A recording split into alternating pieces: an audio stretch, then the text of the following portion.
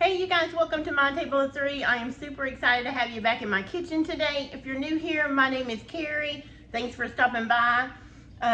Today I'm going to show you how to take this ordinary green bell pepper and turn it into a really quick, delicious dinner idea for you and your family, complete with your protein and your vegetable all in one pot. How great is that? Less dishes to wash, right?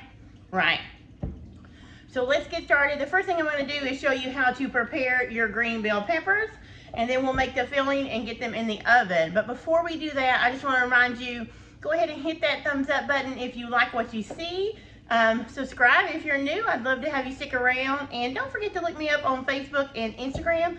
I'd like to have you follow along with me there. Now I'll stop rambling anyway and get started on this. Let's get ready.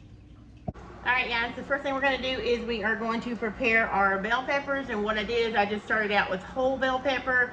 You could use red, yellow, orange, all of them are fantastic. If you want it more beautiful, more colorful, then you could definitely use the color ones. If you're going for even lower carbs, like if you are somebody watching carbs, like somebody that's diabetic or somebody that's trying to lose weight, the green one will probably be a better option because the color ones will have slightly higher carbs. But either way, they're going to be delicious. So basically, I took a whole bell pepper, cut it in half, then I cleaned all this white stuff out, took the little piece of the stem there off, cleaned it out real good, and this is what they come to look like. All of you probably had stuffed peppers before, so we won't go into much detail there. Now what we're going to do is we're going to blanch them. So I have a pot of water here that I put a little bit of salt in and bring it to a boil. And I'm just going to drop these peppers in, and I'm going to do it with tongs because, you know, I don't want to burn myself. So I'm just going to put these in. I think I've probably said it before in the intro. If I didn't, I'm sorry. But the recipe link to my blog is in the recipe below. In the link. Good grief, I should probably not try and talk while I'm doing this at the same time. So let me start over. The link to this full recipe is in the description below, so don't worry about trying to catch up or write things down as we go, because I'll probably talk a little bit too fast for that and try and speed the video along, but the link will be in the description below. Now, these peppers do not need to cook until fully tender. I like to blanch mine, depending on how large they are, how thick they are, probably about 5 minutes. So I'm going to set a timer and time these for 5 minutes. And then I'm going to take those out and let them drain really well. When I come back, I'm going to show you how I have them in a baking dish. And then I'll show you how to whip up the ham and cheese filling that we're going to use for these stuffed peppers. Alright you guys, so I got the peppers out. You can see how they are. They are slightly lighter in color, less vibrant, but you don't want to cook them too far till they're really brown. But we're just going to let these drain. You can see the water in the bottom there. You don't want that extra liquid in your stuffed peppers, right? So now we're going to make the filling. I got a little bit of grapeseed oil in this pan. I'm just going to add one 12-ounce bag of frozen cauliflower rice. Hopefully you guys will be able to hear me over this burner and this loudness. I'm trying to give you better light. I'm going to see if I can turn this down some. There we go. So basically what we're going to do is cook this like our rice. If you don't want to use cauliflower rice, say your family doesn't eat cauliflower rice, I'm going to turn this back up just a little bit. 300. Anyway, so say they don't eat cauliflower rice. You could use white rice. If you're trying healthy mama, you could use brown rice. Now, if you're going for keeping it low carb, you definitely want to go with the cauliflower rice because you're already going to have cauliflower carbs in your peppers and in your other things. But this is just a healthier way that my family likes to eat them. They are on the recipe on the blog. Again, it's linked below. But so I thaw my cauliflower before I put it on the, I'm going to pull it down just a little bit so you can see better. So I thaw mine on the counter for a little while, or put it in the refrigerator the night before, just so it cooks faster in this pan. This is the same pan that I boil the peppers in. Why dirty too, right? So I drain the water, put a little bit of grapeseed oil. You can use avocado oil, olive oil, whatever you like. So the purpose of cooking the cauliflower rice mainly is to get some of the liquid out. Again, we want to avoid adding a lot of liquid to our ham and cheese filling because you don't want it to be watery. You want it to be thick and delicious. All right, so while this is doing, I'm gonna step away just for a second.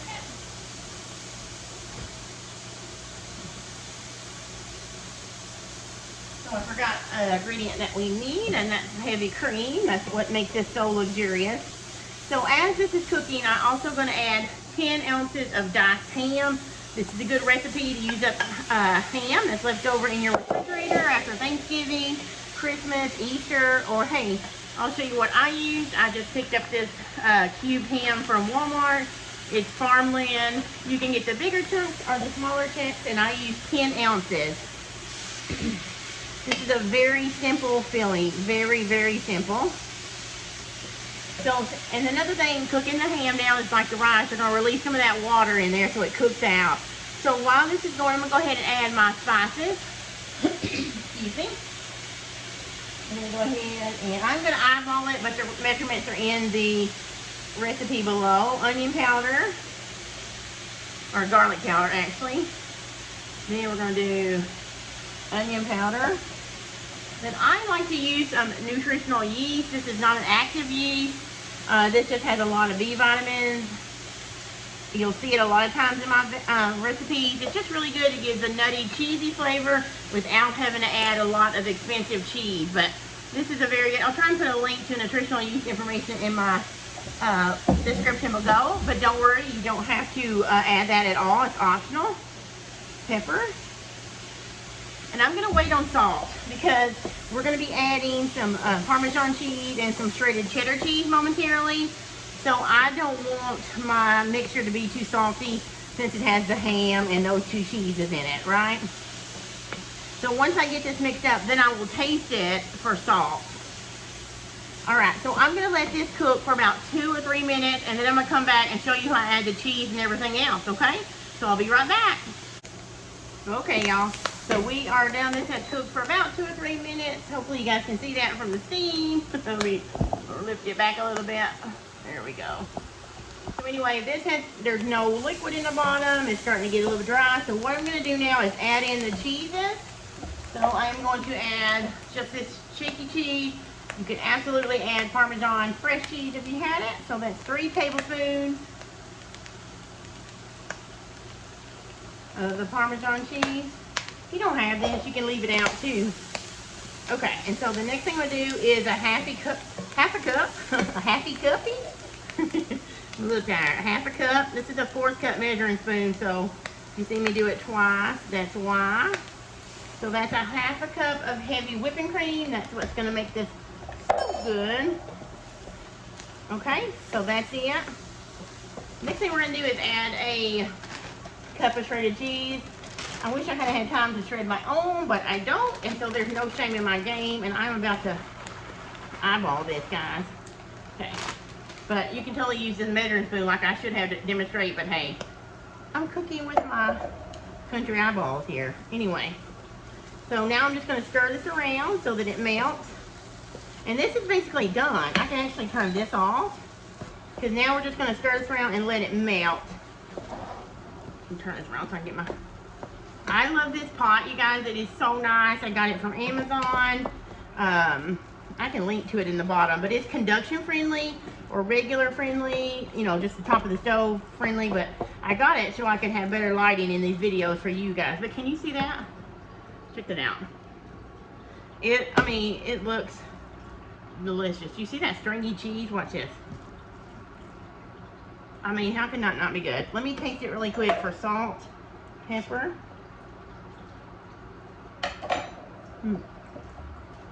You know what? I'm gonna add a little bit of pepper and just a dash of salt. That's it. But that's how you do it. That's what you call salt and pepper to taste, right? Okay, so we got this done. I'm gonna move some stuff out of the way. I'm gonna kind of move this out of the way here, and I'm gonna, don't want to waste any of that. I am going to wipe things down really quick. Clean as you go, right? And then I'm going to bring this over here so you guys can see that. Let me see if I can. Hopefully you can see it. And I'm going to basically, I got the peppers in this baking dish. You just got them side by side. And And I just use 3. You can double this recipe to make it if you want to have a larger, and this will also freeze really well. So if you want to make one for tonight, make one for later, go ahead and freeze that other one. Make it all the way up to this point, cover it real tight with plastic wrap and aluminum foil, and freeze it. Okay, so then you're just going to divide the filling between all of the peppers. And what I'm going to do is I like to put a little bit in each pepper, so I make sure all of them get it. And then I go back and, you know, fill in.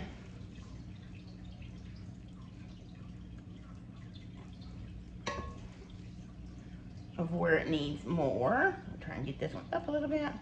See, this is another reason you don't want your peppers to be really mushy. They would not hold shape.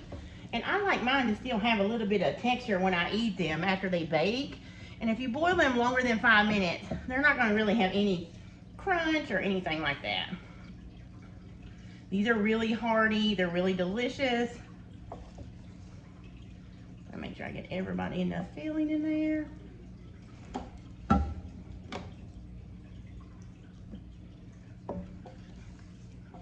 Okay, you can see that it's using just about every bit of this, and I may go back and,